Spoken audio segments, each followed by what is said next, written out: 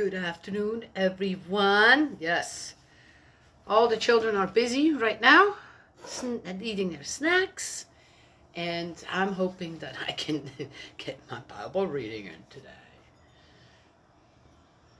I'm amazed over what one can all do with children and what they all come up with, right? Yet, right? What's the big thing out there? Well, they're just sitting in front of the TV. They just use their devices, this and that. These children here, they can do whatever they want. If they want to, I don't want to do anything, I just want to watch TV, they could. I want to just play my little whatever now, they could. But they're not. They want to be outside. First thing we did is everybody had their bike, tricycle, and scooter, and we went for a walk. And poor me is hobbling behind. My knee was really bothering me. Here I am, then thinking, what's love? What's love? What's actually really love? Huh? Is when you see them children just having the greatest fun on all their moving devices that they have to pedal nothing, how do you say, with a little motor in it or whatever, right? And you're hobbling behind, your knee is hurt, and you're going, man, I hope I make it to the next corner, right? And you keep persevering. You're going, they have too much fun. I'm going along. I can't. I'm going along, right? Yeah, that's love. That's love when that's much better, right, than my little pain. I'll be fine. And I was. And they had a great time. So we go early enough because it gets hot here in the morning when it's still cooler, and the sprinklers are on in some houses, right? Yes. And what do you think they do? So far, nobody's ever complained. What are you doing, Rainy? Kids? Nobody. One lady even yesterday, we came and she was about to turn them off, and the kids were, oh, we missed it again, and she's like, yeah, putting them on 20 more minutes, so that they could have fun in the sprinklers. So, and yeah, it was great. It was really great. So we did that. Then we came back, and the next thing, water balloons. We still had some water balloons left over. And my little granddaughter wasn't here yesterday, so we saved some so she could be a part of the water balloon fest as well, right? Yeah. So then we did that. Oh, and they do it all by themselves. I just sit somewhere where I can watch them all. Then, of course, it's before that. Can we get into our bathing suits? Yeah, that sounds actually like a really good idea, right? Yeah, water balloons and bathing suits. And then we were close enough to the creek. The next thing, they're all in the creek, and there's this little creek pond, and so they were all in there. Then they had these little devices that you can squirt water at each other, and so then suddenly they had, oh, we're going on a mission. And they went through the trails that my husband had just cut over the weekend, and they all went on a mission, yes. And here's Coda and I. Coda is their 14-year-old dog. Kind of has some problems with the back legs, but still likes to go, right? So here, Coda and I making up the back, moseying along with them. Me just making sure that, yes, the imps aren't coming out, and suddenly they're on the other side of the creek where then I can't hardly go, right? Yes.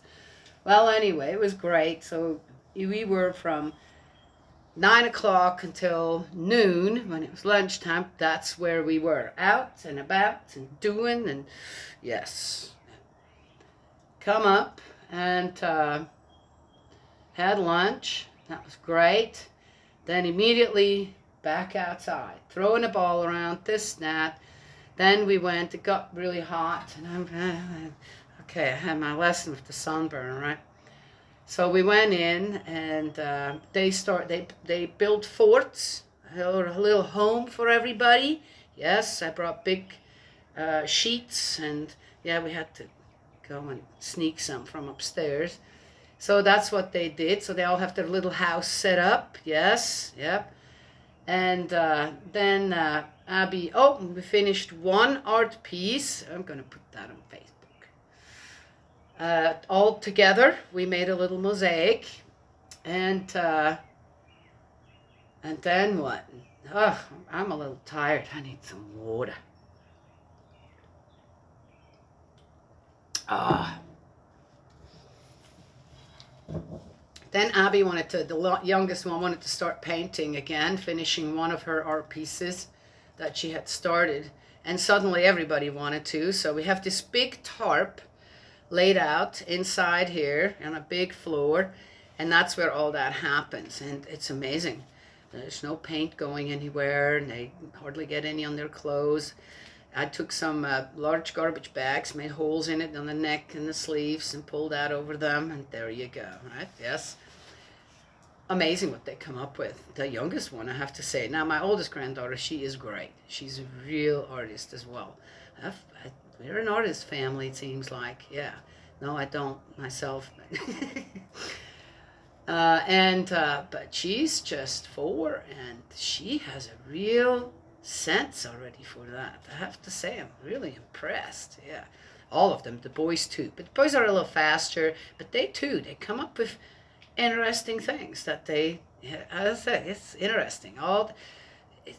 They all are very creative. Oh, and then we played this game. It's a trivia game for the family. So there's a children's pack, and then an adult. So we had the children's pack, and we did some of that, and they love it. They love it. And again, there's nobody sitting down. Yeah, I am. And they're all just cruising around and playing with the ball, and I'm asking the questions, and they go, oh, I know that one. I know that one. Right? Yeah. There's some stuff I didn't even know. Right? Yeah. So good. It's good. It's good learning. Again, with a little learning. And now they're all kind of resting in there and kind of calming down. I think that's important too. Yeah, yes. Yeah, it won't take long. They'll be all out here. I just know it. So, yeah. I wonder, again, and how hyped up that is, that, the kids are just, because it's definitely not true here with 2 households. Okay. All right, we're in Joshua 3. Yes, maybe I'm just that good. Could be too.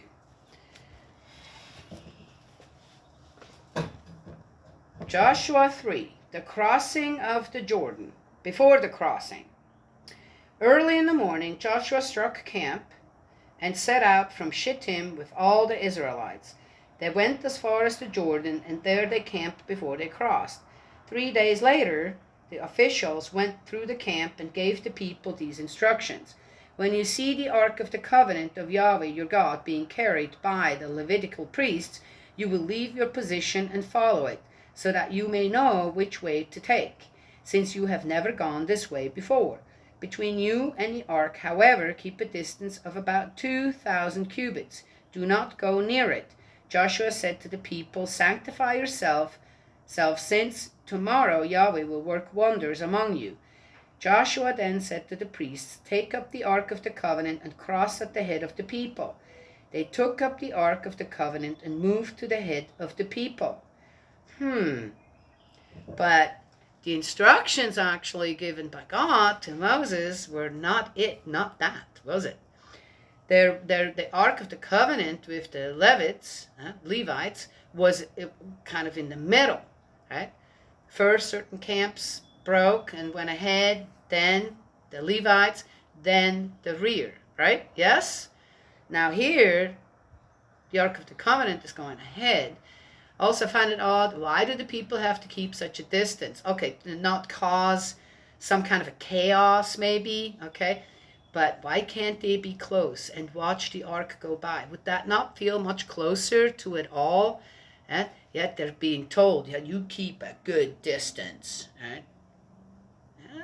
I don't know. I don't know if I would feel okay with that.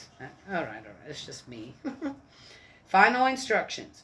Yahweh said to Joshua, this very day I shall begin to make you great in the eyes of all Israel, so that they will know that as I was with Moses, so I shall be with you.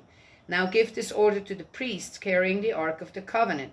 When you have reached the brink of the waters of the Jordan, you must halt in the Jordan itself. To the Israelites, Joshua then said, come closer and hear the words of Yahweh your God. Joshua said, by this you are to know that the living God is with you, and without a doubt will expel the Canaanites, the Hittites, the Hivites, the Perizzites, Geragites, Amorites, and Jebusites before you. Look, the ark of the covenant of the Lord of the whole earth is about to move into the Jordan at your head. Now choose 12 men from the tribes of Israel, 1 man from each tribe. As soon as the priests carrying the ark of Yahweh, Lord of the whole earth, have set the soles of their feet in the waters of the waters of the Jordan will be cut off. The upper waters flowing down will stop as a single mass. That's interesting. As far as I know, this isn't really all that well known. Not like the Sea of Reeds. Here it seems like it's happening again.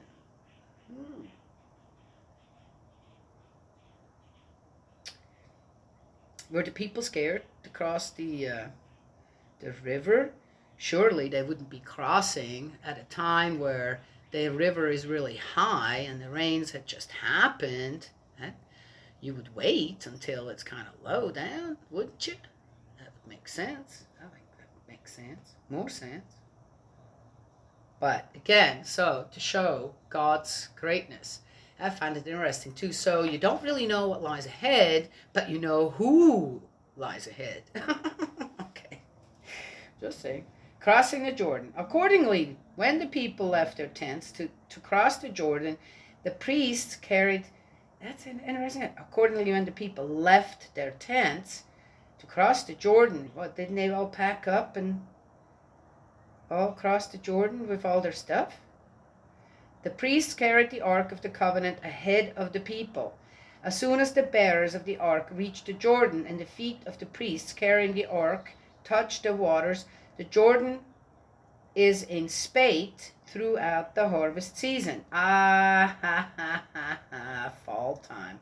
One of the driest times here. That's often the times when we actually run out of water and have to order it in. Okay. All right. The upper water stood still and formed a single mass over a great distance. At Adam, the town near Sarathon, while those flowing down the sea of the Arabah, the Salt Sea, were completely separated. The people crossed opposite Jericho. The priests carrying the Ark of the Covenant of Yahweh stood firm on dry ground in mid-Jordan, while all Israel crossed on dry ground until the whole nation had completed its crossing of the Jordan. All right. So let's say, okay, there was. Now again, did God give Joshua the instructions? Okay, there's going to be a time where you will cross, and at that time the waters will not be high. It'll be the perfect time to cross. And again, I'm letting you know when that is. That is the important part. Follow my guidelines. Follow my instructions on when to move on, right? And in order to give the people the confidence to move on, because my feeling is they were more scared about the people that were ahead on the other side of the Jordan, right? More than they were afraid of the really low going water right now, right? Yes? Yet. Right? Let's say, okay, this is what happened. Exactly. And as soon as the covenant of the ark went into the water started to recede, right, and made the crossing easier. Like a miracle. Like as if God moved his power to help his people. Yes? So now we know that. Let's see how the people of Israel will do after that, after they've seen that. Yes? Because that would be, again, something to show them, look, you have got the best in front of you and in the back of you. Right? Just because you can't see everything, right? You're being shown the greatness of God and how he's truly with you if you keep the commandments, if you follow instructions and guidelines. Right? Yes? That's interesting with the children here too, right? Okay, I let them do whatever. Okay, when it comes to the activities that they want to do, this and that. Right? And because it's already so structured in school, why would I do that over the summertime where they could really, live out, their talents and all that? Yes. Yet there are still guidelines and instructions. Right? Yes. Yeah. The boys get very rambunctious, right? And I'm going to have to say again, nope, can't get close to the little one. Right? She's going to fall, this, that, and we're going to cry. Today, the only time when she got upset and started crying was when they kind of left her behind, right? We're going to go on another mission. Right? Okay, that was just before lunch. One more mission? And I was ready to go up to the house. I was so ready to go up to the house, right? Yeah. And here, I'm going, well, there you go. We got to go again. Right? I said, okay, come on, let's just go and follow. Let's go find them. That'll be our mission, to find them, right? And she was immediately, okay. Yes? Yeah. So, yeah, they do. There are still rules, right, that they need to follow, right, in order with 4 children, this busy, this energetic, right? You got to watch all the time. You watch all the time. No, wait. Well, let's stop that right there in the tracks before it becomes something I don't really want to be a part of either. Right? One thing, I have one extreme rule. Right? You can't get hurt. You're not allowed to get hurt. If it happens, it happens. But I'm going to try every which way that's not going to happen. Right? Yes? Because I'm the caretaker of them. 2, 3 of them. I am the grandmother, yes, and one, just the kind of the babysitter. Okay, so I'd like to deliver them all back to their parents in one piece. So I'll do my best to do that without damning in the fun, right? But to keep them alert to some of the rules, the guidelines that they have, I've given them to play. Yes? Yeah. Okay. Sounds kind of, in a way, interesting enough. Again, here are God's instructions to the Israelite. You'll be good. You'll be able to do this with my guidance. Yes. Yeah. There you go. Anyway, just depends. Are they listening? Yes. Still watching, and the boys especially. I have to say, my older granddaughter, I noticed, there's a little imp there too sometimes coming out, right? Yes, so you kind of watch, has it been 45 minutes? Now the rest is, my grandson said, there you go. What was that? Right there. There's the imp. And he goes, has it been 45 minutes? And one of them said, that's been more like 45 seconds. So they're all having fun with that.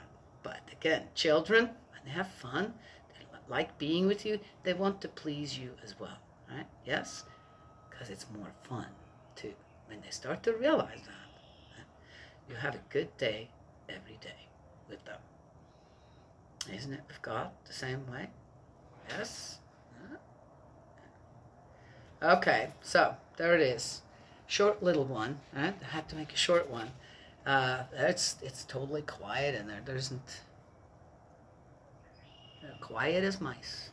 Oh, what do mice do? They're real quiet. And the other thing too, when they do get to, I say, okay, you guys, if you want to watch a movie now, be my guest, and that they almost forget, right? While they're taking a snack, or they ask, oh, can we? Yeah, yes, you can. And there's 4 children, different ages. And within 30 seconds, they know what they all want to watch together. That's amazing, isn't it? Yes? Oh, I think I just heard them. Hey, Grousey! Oh, all right. So, got to go see what's going on. They're in my room. Let's hope they haven't moved to bed yet. God's love and blessings always. May He protect you, and I will talk to y'all another time.